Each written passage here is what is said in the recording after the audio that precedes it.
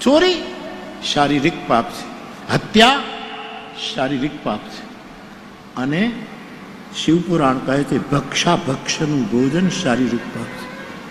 જે ખાવા યોગ્ય ન હોય એવું ખાવું એ શારીરિક પાપ છે. આખી દુનિયામાં શાકાહારી થતી જાય છે, અને આપણે ત્યાં 1 વાગે 12 વાગે એવી રેકડીઓની પાસે છોકરાઓ ફરતા હોય છે કે જે ભારતના ઋષિઓ શર્માય એવું ખાવા માટે. શારીરિક પાપ ન કરવું, જે તે ન ખવાય, જે તે ન. જાહેરાતો એવી આવે છે છોકરાઓને લલચાવે, ખેંચે,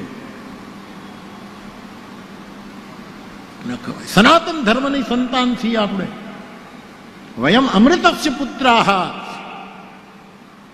અમે અમૃતના દીકરા છીએ, ઝેરના દીકરા નથી. અમે અમૃતને કોઠે જન્મ્યા છીએ, અને તેથી સનાતન ધર્માવલંબીઓએ અભક્ષ ભક્ષણ ન કરાય, અથવા તો ન પીવાનું ન પીવાય. આ બધા શારીરિક પાપ છે. વિચારી લેજો, આડું આવડું પીતા હો ને એ પૂર્ણાવતી દિવસે મૂકી દેજો. હવે હું 9 દિવસ તમારી પાસે રાડો પાડું, તમારે કંઈક દક્ષિણા તો આપવી જ પડે ને સાહેબ. હું લેતો નથી, એક વાત જુદી છે, પણ કથા કાંઈ એને તમારે કંઈક તો આપવું પડે. મને દક્ષિણામાં તમારા વ્યસનો આપી દો, તમારું અભક્ષ ભક્ષણ છોડી દો.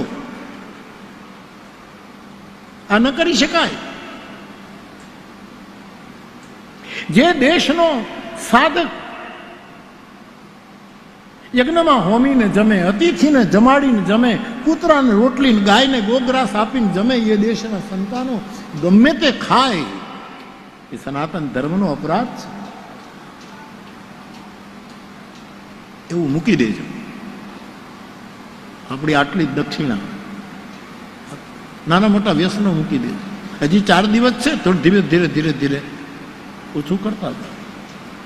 એક ઝટકે નહીં કરી શકો, કારણ કે મને ખબર છે કે વ્યસન કેટલું. મને ચાનું વ્યસન છે, એટલે જો 2 કલાકે ચા ન મળી તો મને બગાહા આવવા માંડે છે.